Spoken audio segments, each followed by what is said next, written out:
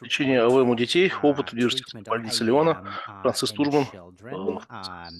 So, Большое good спасибо. morning, everybody. Доброе утро I'm going to всем. talk about Мой доклад будет посвящен our management of cerebral лечению AVM in артериовенозных children, малформаций and у maybe we детей. have a lot И of data, so I will focus on ruptured AVM in особенно мы children. обратим внимание So this is на our experience разорвавшиеся аневризмы from у Lyon Hospital.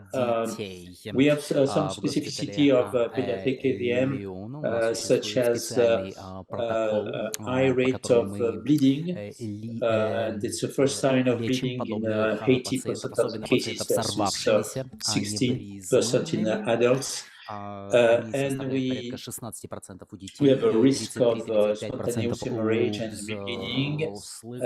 Как and правило, we have это a случай high risk of mortality and спонтанного morbidity in each case. So кровотечения, и we take риск care подобных of this. кровотечений We гораздо try выше у to treat these взрослых, patients у детей, извините, and нежели to чем cure them from the AVM. у взрослых. We also have Уровень a варьируется от specific risk of 2-4% по recurrence, but сравнению с we'll talk about 1-3% this later. у So from взрослых. 2006 to С 2021, 2006 до we stopped there because 2021 we wanted to have some мы, follow-up of the когда мы patients. Obviously, начали нашу children программу between 0 лечения and 18-year-old, пациентов only с cerebral 0 до AVM with an 18 IVUS. лет, It's мы 44 patients from на данный момент пролечили 2006 to 44, 2021, and of them, 44 таких пациентов, 36 и were ruptured. 36 из них поступили On с the whole рвавшимися series, we have 20 аневризмами. boys and Таким образом, 24 они girls распределились with an average 20 мальчиков и age of 24 девочки 11. в возрасте, So we в do среднем not take возрасте vein of Galen, 11 spinal, AVM, dual лет. fistula, Это all these бы у things. нас We отсутствовали only вены include Галена, nidal спинальные AVM вены, апнеи, if they are фистолы, at the site of the vein of Galen. экстракраниальные So they are not малформации, aneurysm of the vein of но Galen, but they are включали AVM себя located at the site of в vein of АВМ Galen. на стороне вены Галена. The presentation varies. We have different type, but so as you see, average is 80% of the presentation now series, which means that we have 36 patients from this series that presented with bleeding. And we are going to talk about this specific group, which is not so easy to manage. It's a lot of care and good coordination with our colleague, neurosurgeon, pediatric neurosurgeon. So the presentation is, as you see, GCS, Glasgow Coma Scale, is 18-40% and 8-12 in 39% and 13-15 in 47%. Location of AVM goes like this. As you can see, supracontorial, posterior fossa, and we have also classical location of the AVMs. Age distribution is, as you see, we have maximum patient around 8, with some patients 16, 17, and we start with the patient at the pediatric age, and then we switch to adult management for this patient. But sometimes we wonder if we take care of the patient at the pediatric age, so it is 16, 17, when it's going to be 20, 21, does he belong to the pediatric population, or is it like an adult? But we think that if the patient started as a children with ruptured AVM, we consider him as a children, and so, for example, we do a specific 5-year follow-up angio, which we don't do in adults. But this we can discuss. We have maximum of grade 3 Spester-Martin patients. The very large malformation, 2 grade 5, didn't present it with rupture, and this is good because it's not easy to cure. As you can see, this is our management. We treat the patient with usually combined endovascular and surgery. As you can see, we don't have a lot of patients. We don't have any serious patient with radiosurgery. It's part of this because we think that the cure with radiosurgery takes several years. So in a ruptured AVM, it's not so good. So sometimes we wanted to send some patients for radiosurgery. We think it's an interesting adjuvant tool, but it's only not always easy to organize with the children. So we try to treat them with endovascular and then to switch to surgery. We have a management as an acute phase. Usually it's surgical. So we have three types of bleeding: intraventricular, intracerebral hematoma, subdural hematoma. The shunt was necessary only in 3 cases. So usually we can manage without putting a shunt, CSF shunt, if it's well tolerated. So if you have moderate ventricular dilatation, well tolerated, if the patient is not comatose, we don't put shunt. And if a patient is in a severe state, comatose or high intracranial pressure, so we usually try to place derivation shunt for 2-3 weeks, and then we remove the derivation. We place the derivation, we place the shunt, and then we go to DSA.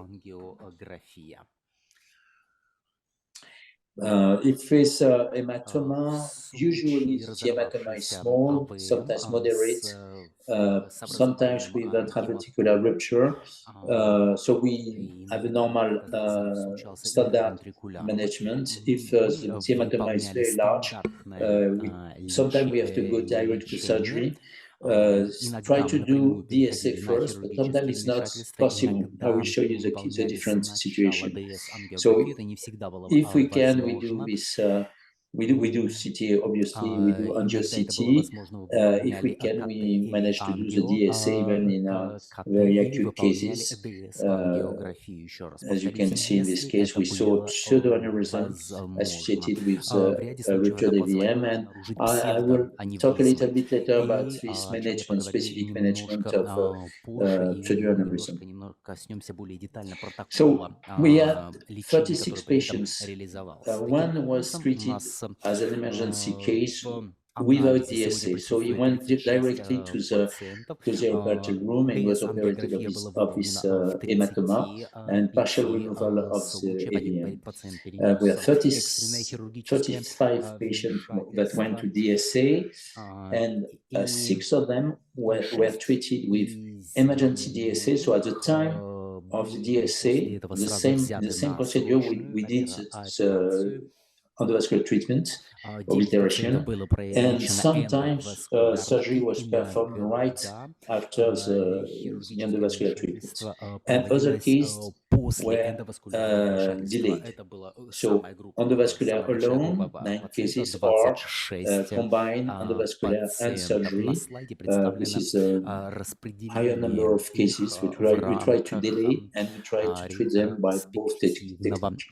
So if we start with 6 patients with very urgent emergency management. You can see sometimes we have pseudoaneurysm. We have 4 cases. One was delayed because we didn't see the pseudoaneurysm at the first workout, at the first DSA. This is a case that was treated by surgery without any DSA before, so it was treated during the night. This is a 17-year-old patient who was in a comatose state, and seemed that was a very severe alteration of brain flow. So he went directly to surgery, and this is the arteriography after the surgery. So it was managed, survived. There is obviously some kind of remaining nidus. This was the first первое DSA, first angio, and on the right you can see after first endovascular treatment. So this case was treated directly by surgery. We have another case. This one was also treated at the acute phase, emergency, the same day. He had a sudden headaches in morning with left hemiparesis. And so this case was embolized first. This is the DSA. We went to the pedicle. We embolized at first attempt, first intention, and then he was operated. And you can see this is surgery. After surgery, he has some. He had a good recovery. He can walk, and they had difficulties for fine fingers movement. And this is the control DSC, follow-up DSC. As you know, it's not always the case, but we can expect that children will recover, at least partially, even if the deficit is important. Another case, again, this is Ambo first, and followed by surgery in emergency. So it was not cure after this, so we have to treat the patient, do another embolization session after. So partial embolization emergency, then surgery for hematoma. So in the same setting, in the same day, you can see the angio, you see the AVM. Maybe I can show you, but you can see everything. The nidus. No, I don't have a. It's okay. And this, you see the result after surgery. And so we have again to treat the patient 3 weeks later. And then this is the control MR. We have no residual AVM. It had excellent recovery, clinical recovery at 45 days. And so in this case, excuse me, we are waiting for we are waiting for DSA, for DSA. And we are very strict. If there is something that is less on DSA, we go back to the whole process, trying to embolize and then surgery. So next case, so this we have 2 free cases that I will share with you, that are cases that were treated with delay. So because the hematoma is not so big, because well tolerated, 13-year-old girl with headaches, left hemianopsia, occipital hematoma, well tolerated. So we go to we do the more small AVM, as you can see. So we waited. We prefer to wait even if the hematoma is small, because sometimes we think that we don't see the whole AVM, and probably a little bit more dangerous to treat at the very acute phase. So if we can delay, we try to delay. And we think that the risk of rebleeding is acceptable. It's not perfect, but it's acceptable. And you see in this case, I'm not able to show you, unfortunately, but there is a pseudoaneurysm that was not seen on the first angio. So which is the pseudoaneurysm as the first target at this time. This is a post, so we have with the occlusion of the AVM. Another treatment, another pedicle that was embolized, and she. This is follow-up DSA after 8 months. She's almost asymptomatic. She probably has some kind of chodanopsia, and she's scheduled for further follow-up angio. A case of a Еще один 17-year-old male boy, intraventricular bleeding. So this is a case where there is AVM as a location of the vein of Galen, but it's not a vein of Galen malformation. Pure intraventricular bleeding. This is angio, AP view on the left, lateral view on the right. This is our first procedure. We did it at 2 months after bleeding. Often we use sonic to access, and we use onyx to inject. Sometimes we use blue because it's better to block some vessels. And this is the result at 4 months. Looks okay. We don't have any left nidus. This is MRA at 29 months, complete occlusion, and again in this case we are waiting for next DSA. So we have all these patients that we have to control after embolization, after surgery, to make a new control for looking for recurrence. We have so all these patients we do if they are less than 11-12 years, we do under general anesthesia. So we have to manage this in with a pediatric anesthesiologist. I think this is the last case, and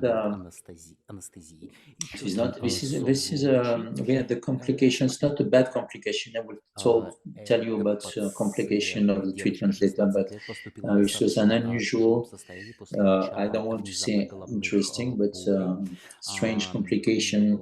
This is a 16-year-old girl with a headache, seminopsia. She had a hematoma. It was well tolerated. You can see the feeding of the AVM from the vertebrobasilar system and from the left, from the carotid, from the left to right carotid. So we did 2 procedures and then surgery. So this is the first procedure. During the second session, as it can happen, unfortunately, we had microcatheter got stuck during onyx injection, after onyx injection. Then I try to remove, as we do, obviously, I try to get the microcatheter out, and I couldn't. But I did release some traction on the microcatheter, and when she woke up, she had a third nerve palsy, and I understood that this was because of the third nerve was just below the posterior cerebral artery, and it was like a trauma, internal trauma, because of the microcatheter in the artery onto this. So even that attempt to slowly extract the catheter wasn't successful, and so we sectioned the microcatheter as a groin and push it in the common femoral artery. After this, we did follow-up angio, and she had a residual AV shunt. The transient third nerve palsy recovered, and so she had surgery. The surgery went well. She had we discussed to try to extract the catheter from the surgery, because surgeon has a view to the catheter, but I think it was a little bit dangerous. So we didn't do it. And as you can see, especially in this case, this is a sonic microcatheter, because there is some wire inside. You have artifacts on MR. So the DSA was at 1 year was good. Even if she has this catheter, we kept her on aspirin for 1 year, and she is asymptomatic. So this is the number of embolization per patient. I promise to talk about pseudoaneurysm. For me, it all started with this case. It's a very old case, 2001, a 14-year-old boy, so it's not included in the series. It's a left hemiplegia due to right hematoma, AVM, pseudoaneurysm.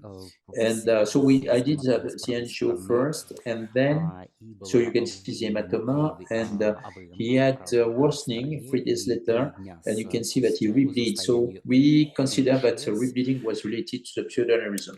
And I know that probably in our field, we consider that pseudoaneurysm in AVM is needs emergency care. I'm not exactly convinced because you have a lot of different type of pseudoaneurysm. We don't know exactly. Sometimes they are really pseudoaneurysm inside the nidus, and sometimes really related to the hematoma, and sometimes it's more on the feeder, and sometimes it's on the venous phase. So, and we didn't demonstrate that we prevent patient from rebleeding or there was a specific rebleeding, but not knowing exactly what to do if there is a pseudoaneurysm seen in the nidus seems to be related to the bleeding as a location. We treat this pseudoaneurysm in emergency as a target for a specific risk.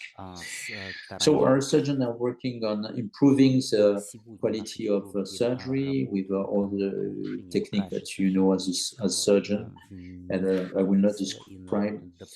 So these are our results. I will finish in two minutes. Follow-up is more than 1 year in all patients. We have follow-up between almost 4 years from some patients. So our question are, do we have complete occlusion? Do we have recurrence of AVM? Do we have complication of treatment? Do we have rebleeding? So this is what we call result of this treatment. So control DSA showed some residual nidus. So you can see that with bimodal surgery and endovascular, we have good results. Not always. Sometimes but we treat to go to the cycle again, to do everything, surgery, to do endovascular. Recurrence, we have 2 cases. So it means patient that has a negative DSA, in this case at 2 and 4 years.